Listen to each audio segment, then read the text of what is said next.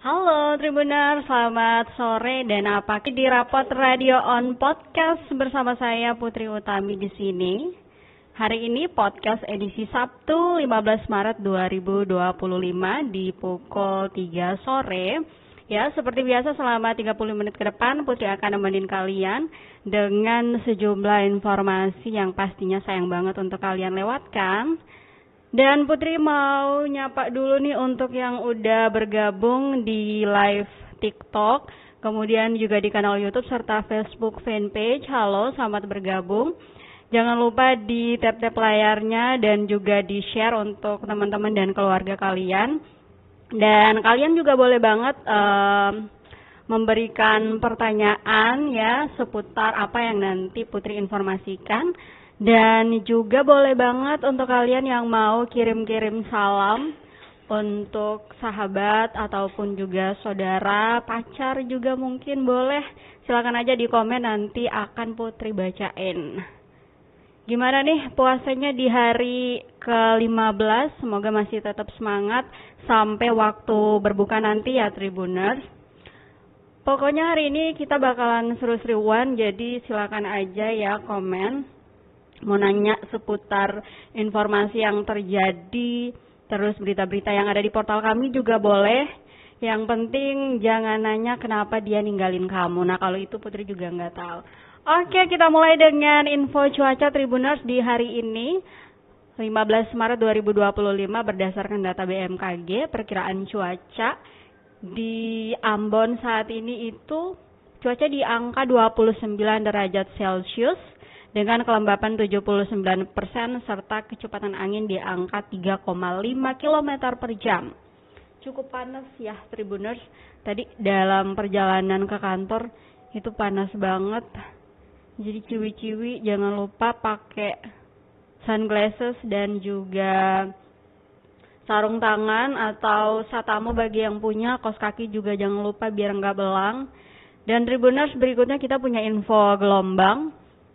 Dan ada peringatan dini ya per hari ini dari BMKG yang berlaku dari tanggal 15 sampai 18 Maret nanti, yaitu tinggi gelombang 1,25 sampai 2,5 meter berpeluang terjadi di beberapa perairan, ada di perairan utara Pulau Buru, perairan Seram bagian barat, kemudian perairan selatan Maluku Tengah, perairan Seram bagian timur khususnya di Pulau Gorong, kemudian perairan utara Kepulauan Aru, perairan barat Kepulauan Tanimbar, perairan Kepulauan Babar, lalu perairan Wetar, Laut Banda, Laut Arafuru bagian barat, perairan selatan Pulau Buru, perairan Pulau Ambon dan Pulau-Pulau Lease, perairan Seram bagian timur, khususnya di bagian selatan, ya, perairan Kepulauan Kai, lalu perairan selatan Kepulauan Aru, perairan Kepulauan Sermata, Kepulauan Leti, perairan Kepulauan Banda Neira, dan Laut Arafuru bagian tengah. Ini ada saran keselamatan ya, berisiko terhadap keselamatan pelayaran. Perahu nelayan apabila kecepatan angin mencapai 15 knot dan tinggi gelombang mencapai 1,25 meter. Lalu kapal tongkang apabila kecepatan angin mencapai 16 knot dan tinggi gelombang mencapai 1,5 meter. Next kita punya info gempa Tribuners per hari ini. Ada beberapa kali gempa yang terjadi berdasarkan deteksi dari BMKG pastinya. Di pukul 1 lewat 18 waktu Indonesia Timur ya dini hari tadi. Ada gempa dengan magnitudo 4,1 terjadi di 57 km selatan Namrole, Buru Selatan dan juga 73 km barat daya Ambalau, Buru Selatan juga di kedalaman 7 km. Lalu di 7 terjadi di 96 km selatan Banda, Maluku Tengah serta di 224 kilometer tenggara Nusa Laut, Maluku Tengah di kedalaman 172 km. Lalu di pukul 2:29 juga ada gempa dengan magnitudo 4,1 yang terjadi di 63 km utara Tiakur, MBD ya, Maluku Barat Daya. dan 65 km timur Kepulauan Romang, masih Maluku Barat Daya juga, ya di kedalaman 145 km. Nah, ada juga di pukul 3.46 Tribuners, gempa dengan magnitudo 3,5 terjadi di 42 km timur Pulau Masela MBD, lalu 57 km selatan Dawelor Dawera MBD juga di kedalaman 94 km. Nah, di pukul 6.15 juga terjadi gempa Tribuners dengan magnitudo 3,4 di 72 km selatan Kisar MBD, lalu 78 km selatan Kisar Utara MBD juga di kedalaman 98 km. Nah, ini di pukul 12 tadi juga Tribuners ada gempa juga dengan magnitudo 3,9 yang terjadi di 109 km timur laut Dawelor Dawera MBD juga dan 133 km timur laut Tepa MBD di kedalaman 236. Itu sampai di jam 12 tadi ya Tribuners.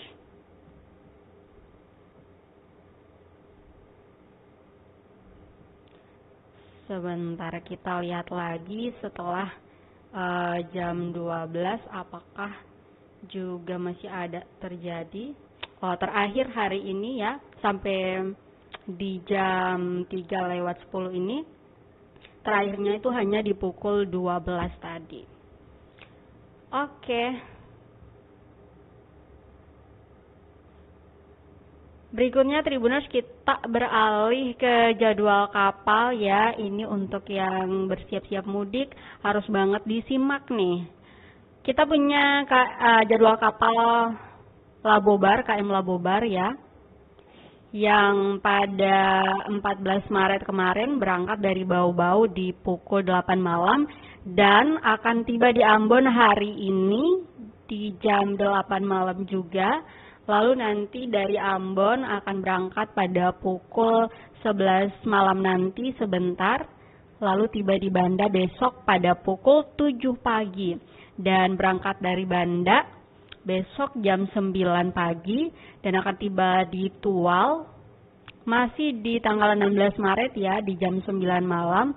Lalu akan berangkat dari Tual di pukul 2 dini hari, lalu tiba di Dopo pada 17 Maret jam 9 pagi. Dan nanti dari Dobo itu akan berangkat di jam 12 siang, lalu tiba di Kaimana pada pukul 9 malam. Dan dari Kaimana itu nanti akan berlayar ke Sorong pada pukul 3 sore. Dari Kaimana akan berangkat di jam 2 dini hari lalu tiba di Fakfak pada 18 Maret di pukul 12 siang. Nah, nanti dari Fakfak baru akan tiba di Sorong pada 19 Maret di pukul 4 subuh. Berikutnya untuk KM Pangrango Tribuners hari ini berangkat dari Banda pada pukul 4 sore dan besok akan tiba di Ambon pada pukul 6 pagi. Nanti dari Ambon tuh akan berangkat pada 17 Maret di pukul 8 malam dan akan tiba di Namrole pada 18 Maret di pukul 6 pagi. Nanti dari Namrole akan berangkat 18 Maret di jam 8 pagi lalu akan tiba di Ambon kembali ya pada 18 Maret di pukul 6 sore. Nah, nanti dari Ambon akan berangkat ke Banda ya pada pukul 23.59 di tanggal 18, nanti tiba di Banda besokannya 19 Maret di pukul 2 siang.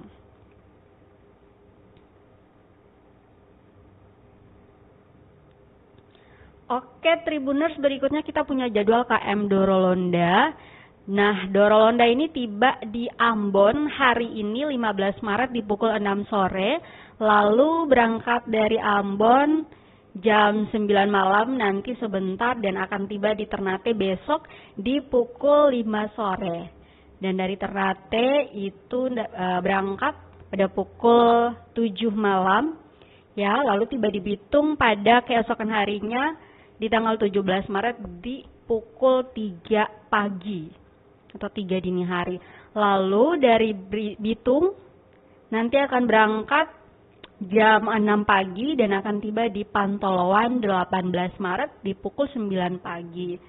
Nah, nanti dari Pantoloan Tribuners masih di 18 Maret di pukul 11 pagi, lalu akan tiba di Balikpapan di tanggal 18 Maret di pukul 11 malam.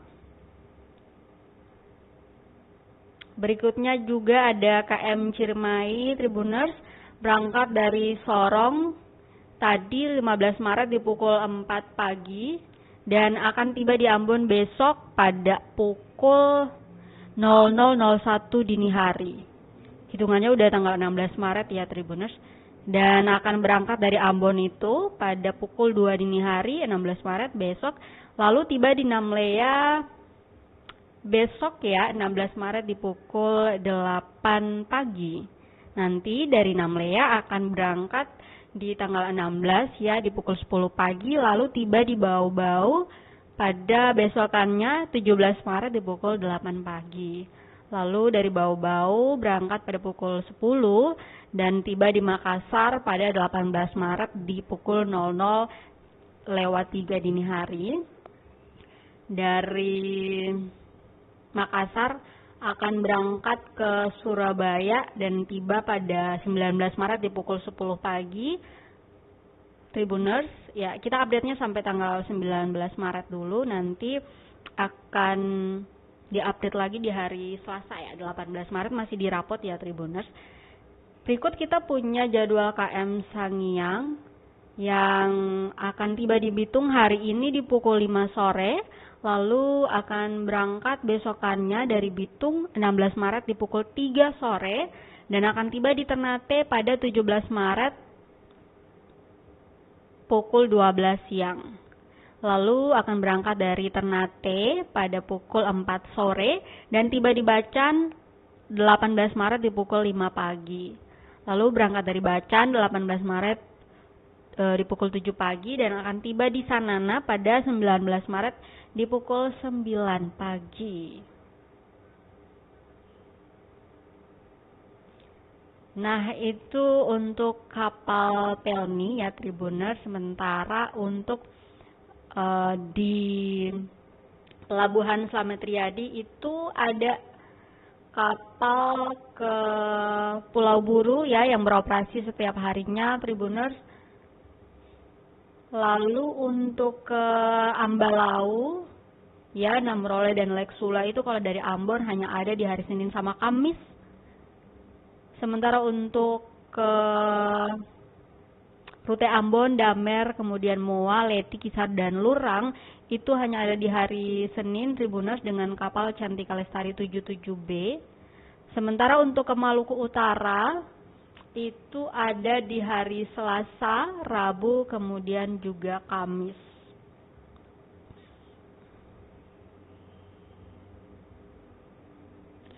Nah, untuk kapal-kapal ada juga Tribuners di pelabuhan penyeberangan feri ya. Dari Galala menuju Namlea juga itu ada setiap hari selalu ya bolak-balik dari Galala Namlea kemudian Namlea Galala. Serta di pelabuhan penyeberangan Tulehu juga ada dari Tulehu menuju Amahai itu feri juga ada. Kalau untuk feri itu dari Tulehu menuju Kota Masohi, lalu untuk kapal cepatnya itu dari Tulehu menuju Amahai, itu ada setiap hari. Serta di pelabuhan penyeberangan Liang Waipirit juga setiap harinya ada feri. Nah, ngomongin soal jadwal kapal Tribuners ya, mungkin kalian juga udah tahu bahwa saat ini itu ada tiket gratis ya, tiket mudik gratis yang diinisiasi oleh Ditjen Perhubungan Laut bekerjasama dengan PT Pelayaran Dharma Indah yang melayani berbagai rute. Itu berdasarkan pantauan kami banyak sekali para pendaftar yang sudah mendaftarkan diri mereka sejak pertama kali dibuka sampai hari ini ya Tribuners. Dan juga selain kerjasama dengan PT Pelayaran Dharma Indah, Dirjen Perhubungan Laut juga bekerja sama dengan Pelni membagikan tiket mudik gratis untuk mudik di kawasan Indonesia Timur maupun antar pulau di Maluku, Tribuners.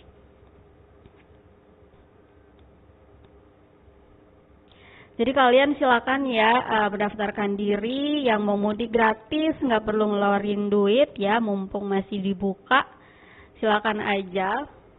Sebelum kuotanya habis ya Tribuners, karena kuotanya setahu kami itu terbatas ya, untuk Pelni itu hanya 200 seat per rute ya.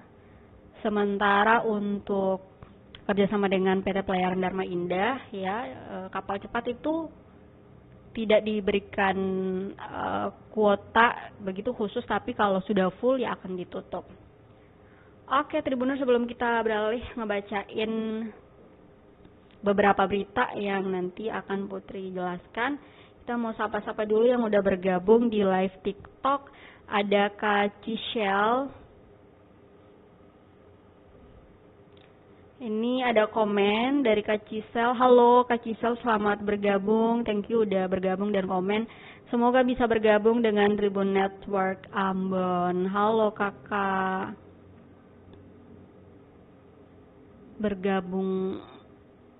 Bergabung gimana maksudnya? Mau kerja di Tribun atau mau selalu bergabung di live kami, atau seperti apa maksud bergabungnya?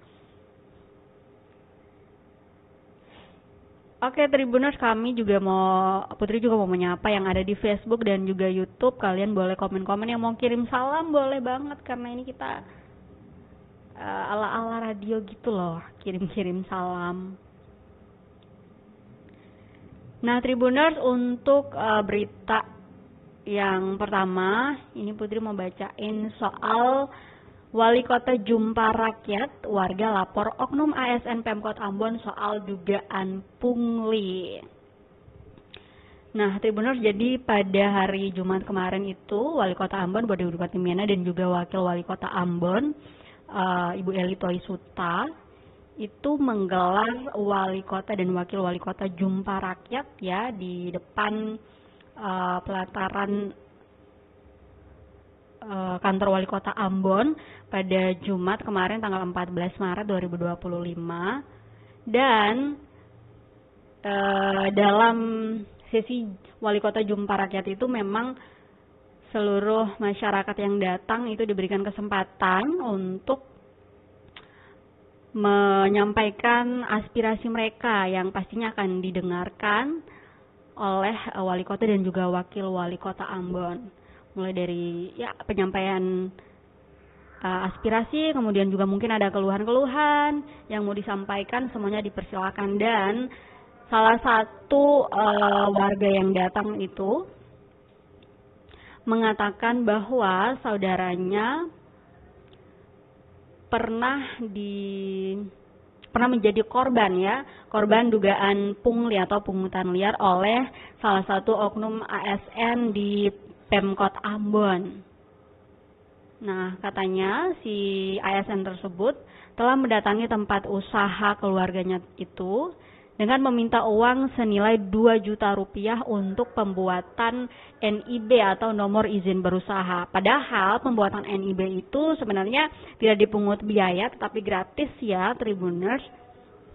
Lalu si warga ini pun menyampaikan hal itu kepada Bapak Wali Kota.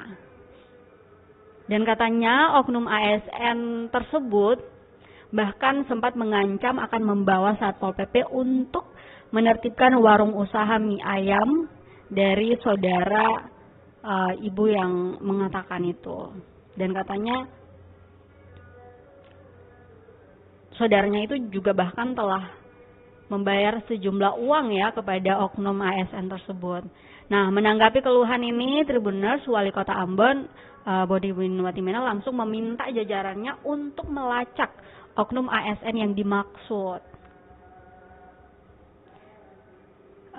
Pak Bodewin juga menegaskan akan memberikan sanksi, bahkan bisa berimbas pada pemecatan ASN tersebut ya.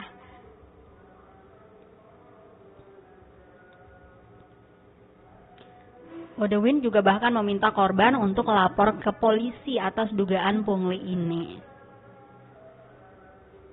Dan beliau mengaku dalam waktu dekat akan menghadirkan semua pihak untuk mengatasi masalah ini.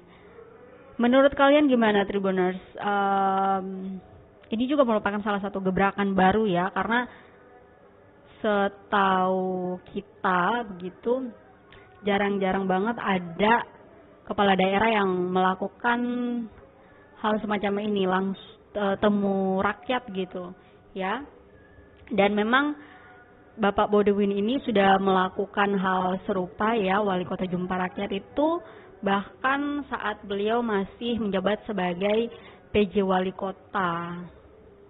Dan ketika beliau terpilih, program ini dilanjutkan hingga saat ini. Semoga ini bisa tetap konsisten supaya masyarakat-masyarakat yang punya unek-unek gitu ya, bisa langsung menyampaikannya dan langsung didengar oleh wali kota dan wakil wali kota, supaya bisa langsung ditangani kalau ada hal-hal semacam ini.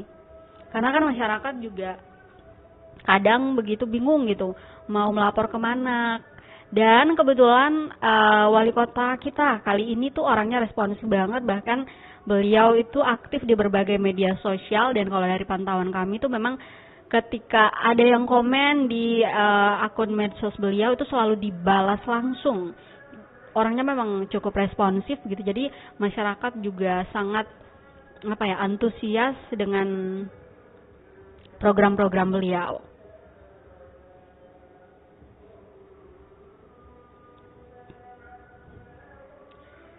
Nah, Tribuners, berikutnya kita punya informasi dari Seram bagian timur. Ini dengan judul Lampu Penerangan Jalan Umum atau JPU di Gumumae rusak.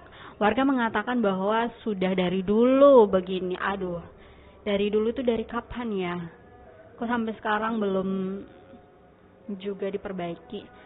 Nah, lampu penerangan jalan umum atau PJU ini, Tribuners, di kawasan pantai Gumame, Kota Bula, Kabupaten Seram bagian timur, itu katanya rusak. Kerusakan itu menyusul puluhan lampu yang terpajang di kedua sisi jalan yang sudah tidak layak digunakan. Nah, dari pantauan jurnalis kami di lapangan, terdapat sebanyak 65 PJU berdiri di sepanjang kawasan itu. Namun tidak satupun dari puluhan lampu-lampu itu yang berfungsi dengan baik.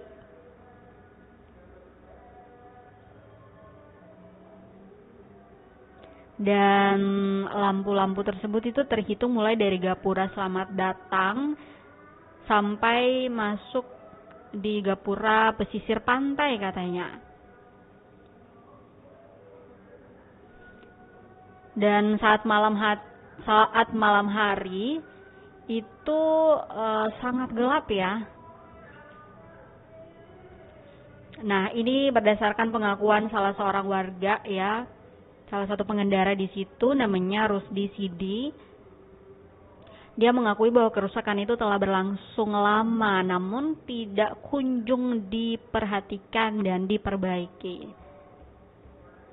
Mana nih Pemda setempat, mungkin ini bisa jadi perhatian juga ya, biar warga nggak kegelapan, biar lebih indah juga tuh pantainya.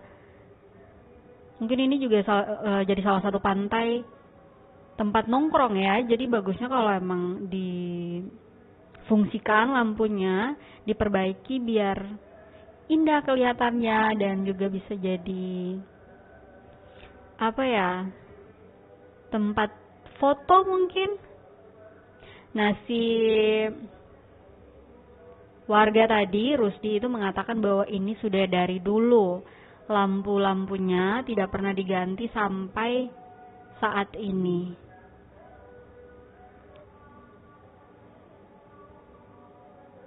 Dan bahkan dikatakan juga lampu-lampu tersebut mengalami kerusakan yang cukup parah, sampai tiang-tiangnya juga ada yang rusak total.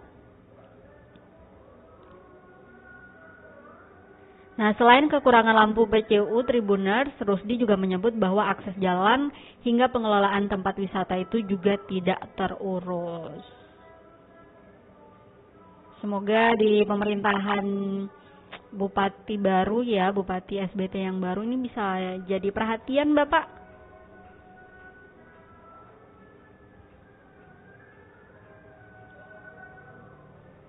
Nah, ini juga dikatakan bahwa lampu-lampunya itu nggak menyala, jalannya rusak, dan pengelolanya juga sama saja. Padahal setiap masuk ke kawasan tersebut, Tribuners, ternyata mereka itu harus membayar Rp7.000 per pengunjung. Tetapi katanya fasilitasnya tidak memadai. Waduh, kok bisa gitu? Masyarakat bayar uang masuk tapi fasilitasnya nggak ada, gimana dong? Tapi kok orang pada mau ke sana juga ya, walaupun lampunya nggak normal kayak gitu. Oke, berikutnya Tribuners, kita juga punya informasi soal pemeriksaan Ahok oleh Kejagung sebagai saksi kasus korupsi di Pertamina. Nah, mantan Komisaris Utama Pertamina, Basuki Cahayapurnama atau Ahok ini, Tribuners, selesai diperiksa Kejagung sebagai saksi kasus korupsi tata kelola minyak mentah Pertamina itu pada Kamis kemarin. Nah, Ahok mengaku telah memberitahu semua yang ia ketahui kepada penyidik. Ahok ini, Tribuners, diperiksa kurang lebih selama 8 jam oleh penyidik Kejagung, dan dia mengaku menjadi saksi dari 9 orang tersangka yang sudah ditetapkan. Dan katanya mantan Gubernur DKI Jakarta itu bahkan terkejut bahwa data yang dihimpun penyidik ternyata sangat lengkap. Terlebih ada praktik-praktik menyeleweng yang ada di Pertamina. Nah, Ahok mengatakan bahwa siap diperiksa kembali dan memberikan keterangan jika dibutuhkan oleh penyidik. Semoga aja ya cepat selesai masalah ini dan si koruptor-koruptor itu bisa segera dihukum seberat-beratnya biar jadi efek jerak. Tapi kayaknya karena kasus korupsi ini ya, Tribuners, nggak akan pernah selesai deh di Indonesia. Nggak ngerti lagi. Next, kita punya berita juga ya, ini berita penutup Tribuners. Ada sidang perdana Hasto Kristianto yang digelar kemarin ya, Tribuners. Jadi Sekretaris Jenderal atau Sekjen DPP Partai Demokrasi Indonesia Perjuangan atau PDIP, Hasto Kristianto, Tribuners, telah menjalani sidang perdananya ya, sidang perdana dugaan korupsi Harun Masiku pada Jumat kemarin. Nah, dalam agenda pembacaan dakwaan tersebut, sejumlah tuduhan serius dari Komisi Pemberantasan Korupsi terungkap terkait Hasto dan keterlibatannya dalam kasus yang telah berlanjut sejak 2019 itu. Nah, Hasto sendiri, Tribuners, didakwa telah melakukan sejumlah tindakan untuk menghalangi penyidikan terkait kasus korupsi pergantian antar waktu atau PAW anggota DPR RI.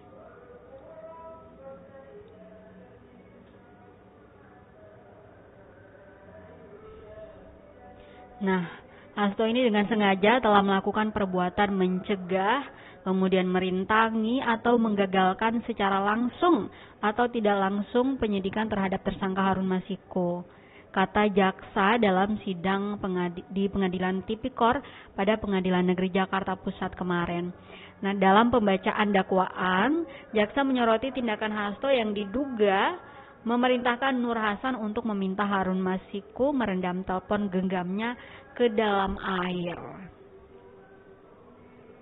Dan saat dikejar KPK, Hasto dan Harun Masiku ini sempat kabur ke kompleks kepolisian.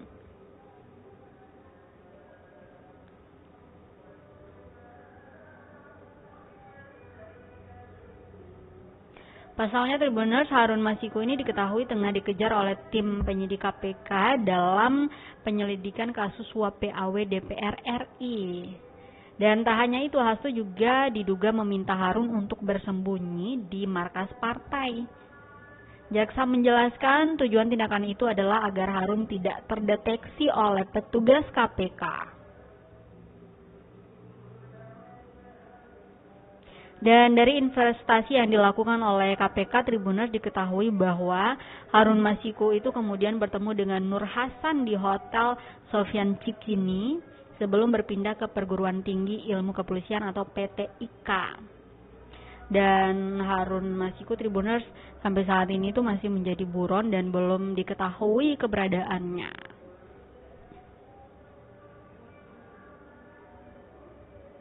Dan atas perbuatannya, Tribuners, Hasto ini didakwa melanggar pasal 21 Undang-Undang Republik Indonesia nomor 31 tahun 1999 tentang pemberantasan tindak pidana korupsi, junto pasal 65 ayat 1 KUHP.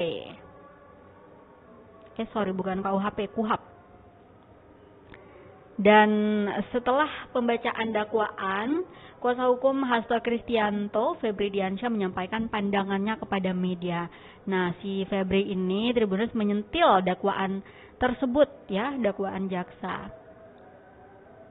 Dia mengatakan bahwa dakwaan tersebut tidak disusun dengan hati-hati, mengingat terdapat kesalahan penulisan undang-undang. Nah, salah satu pasal yang paling penting yang didakwakan pada dakwaan ke-1 ternyata salah, katanya, salah menggunakan undang-undang. Jadi Febri menunjukkan bahwa seharusnya jaksa itu mencantumkan pasal 65 KUHP, alih-alih pasal 65 dalam KUHAP.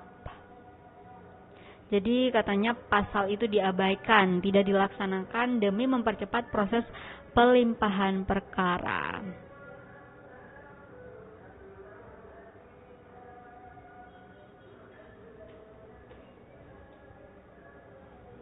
Dan tak hanya itu, Tribuners, Febri juga menyoroti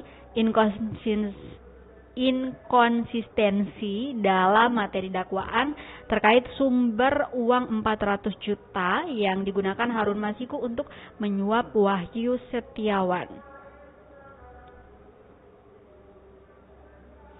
Dia menjelaskan bahwa dakwaan tersebut merupakan gabungan dari beberapa surat dakwaan yang berbeda.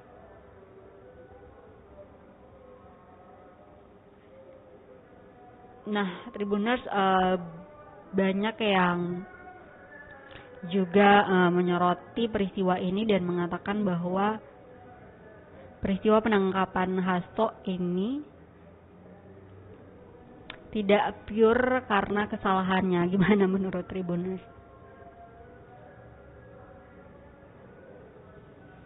Dan Hasto juga sempat mengatakan bahwa semoga penangkapannya ini bisa membuka jalan untuk KPK bisa memeriksa juga mantan presiden kita, ya, Bapak Jokowi, dan juga keluarganya. Waduh. Oke, Tribuners.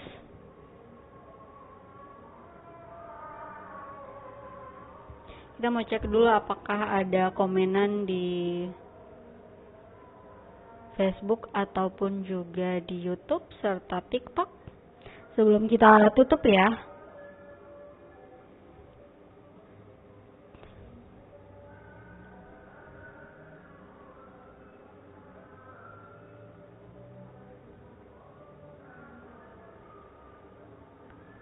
Oke, ternyata belum ada. So, Putri mengucapkan terima kasih banyak untuk kalian yang udah bergabung, ya, baik